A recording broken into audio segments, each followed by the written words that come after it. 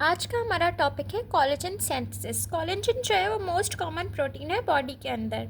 ये ऑलमोस्ट हर स्ट्रक्चर में होता है, skin, ligament, tendon, muscle, bone, cornea, nails वगैरह में।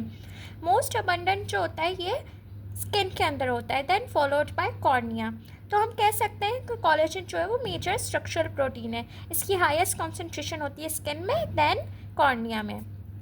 कोलेजन की सिंथेसिस की बात करें तो कोलेजन सिंथेसिस जो होती है वो कौन से सेल्स में होती है, वो फाइब्रोब्लास्ट में होती है।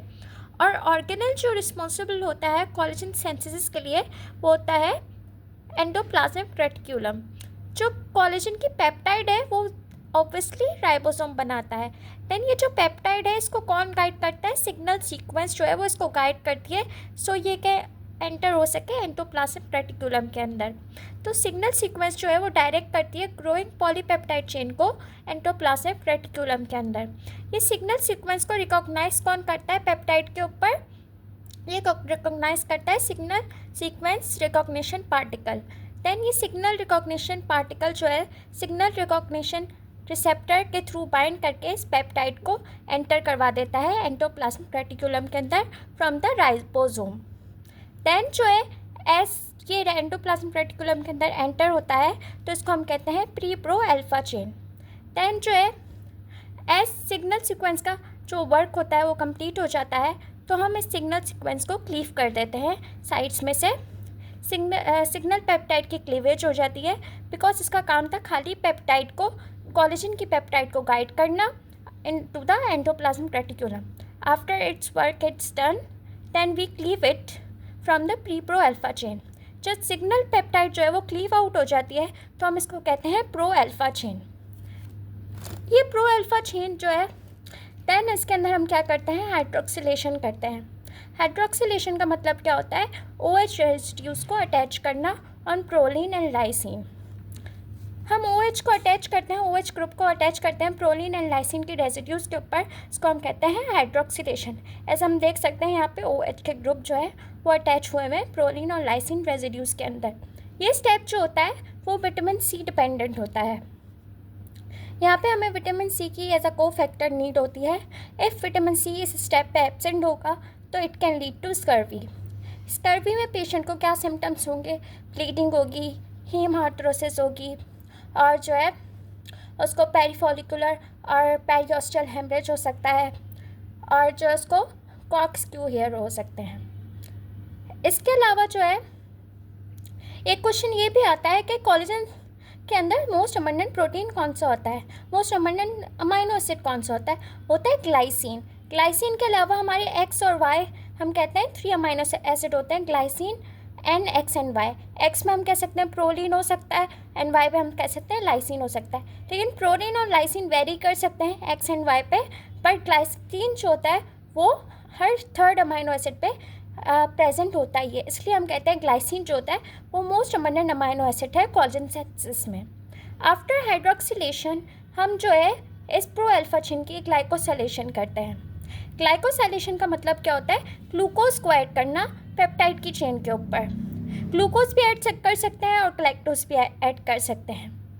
ये यहाँ पे हमें दिखा रहा है कि हमने प्रो अल्फा चेन में आफ्टर हाइड्रोक्सिलेशन ये येलो वाला जो है वो ऑरेंज वाला जो है वो ग्लाइक्टोज को दिखा रहा है और पर्पल वाला जो है वो ग्लूकोज को दिखा रहा है कि हमने यहाँ पे ग्लाइकोसाइलेशन करी है, ग्लूकोज और ग्लाइक्टोज को पेप्टाइड की चेन के ऊपर अटैच किया है। देन जो है ये प्रो अल्फा चेन के जो पेप्टाइड्स हैं एक दूसरे के ऊपर रोटेट करती हैं और ट्रिपल हेलिक्स स्ट्रक्चर बना लेती हैं। ये ट्रिपल हेलिक्स स्ट्रक्चर को हम कहते हैं प्रो कोलेजन। इनकी असेंबली हो जाती है इनटू ट्रिपल हेलिक्स स्ट्रक्चर। अगर ये ट्रिपल हेलिक्स स्ट्रक्चर नहीं बना सकेंगी तो it can lead to a condition called osteogenesis imperfecta. Osteogenesis imperfecta में पेशेंट को क्या सिम्टम्स आते हैं, उसका ब्लू स्क्लेरा होता है।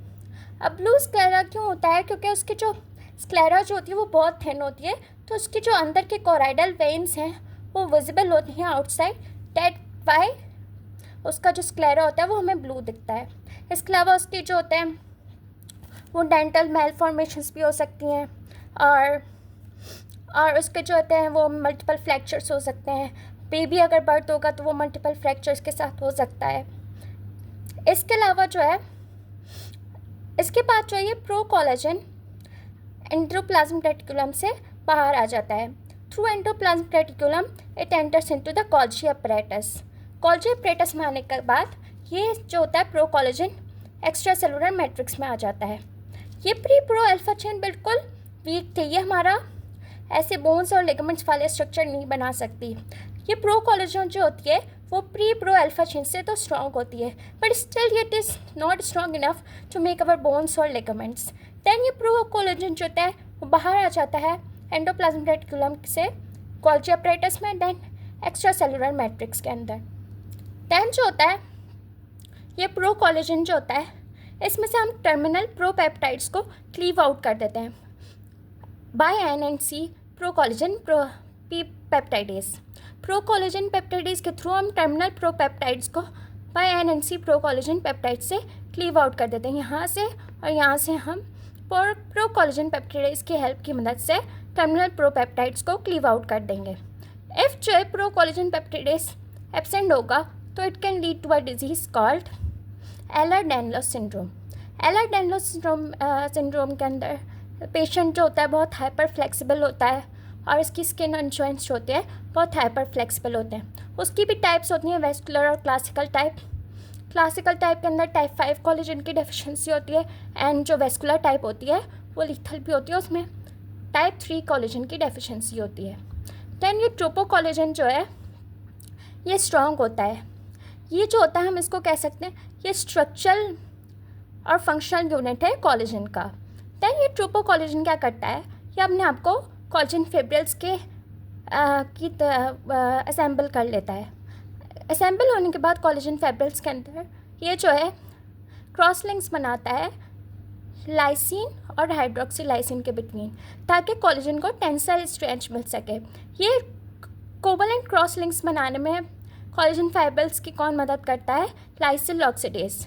Between lysine and hydroxy lysine के बिटवीन क्रॉस लिंक्स बनती है और इसमें हेल्प कौन करता है, lysyl oxidase.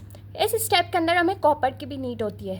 If lysyl oxidase defective होगा या कॉपर डेफिशिएंट होगा जो होता है मैंकी डिजीज़ के अंदर, जिसके अंदर ATP7A जो होता है उसकी म्यूटेशन आ जाती है, तो it can lead to Menkes disease. Menkes disease में सेरेब्रल एन्यूरिज्म के चांसेस ज़्यादा होते हैं।